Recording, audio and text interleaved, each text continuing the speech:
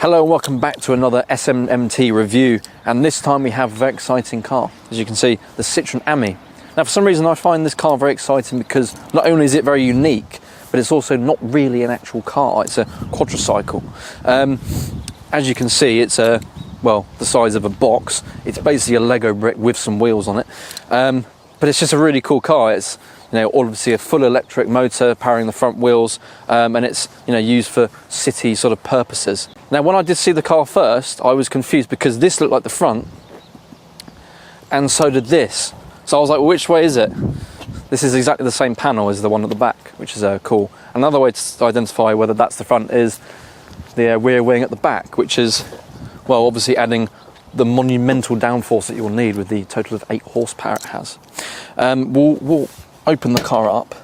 This door is quite funky because it opens that way, but if you come around here, for some reason they decided to make this door open this way, which is kind of odd. But now it's essentially a Rolls Royce if you think about it. In the Citroen AMI, there isn't really anything in here. I mean, the whole point of the car is, you know, to get around the city very quickly and without any sort of issues. I mean, the only thing you get is a speedometer here and a little like phone holder, which you can obviously put your phone in, and you can USB the music into the car.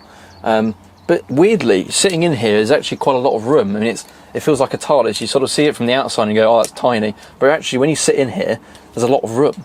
You've got lots of storage through the doors here, and you've got a bit of storage down in the legroom. And another interesting thing they did with this car is they put the passenger seat further back so that there is more room, and also you could fit another person in the car. But yeah, we'll take it out for a spin and see what it's like.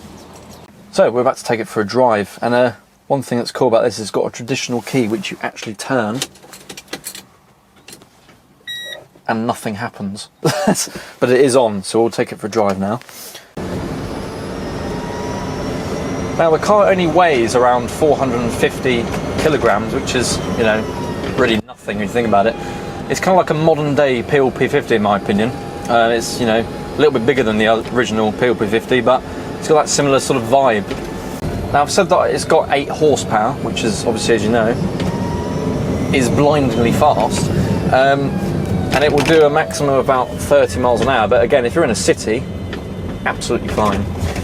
I'll be honest, the ride is pretty horrendous. I mean, it's not a car that's going to be very comfortable because it is made out of bits of plastic from Peugeot and Citroen, but it's fine. It's a lot of fun. That's all I'll say. It's just a little like box on wheels. So I'm going to do a quick launch of the AMI, 0 to 25 miles an hour. Let's see how it does. That's 15. There's 20.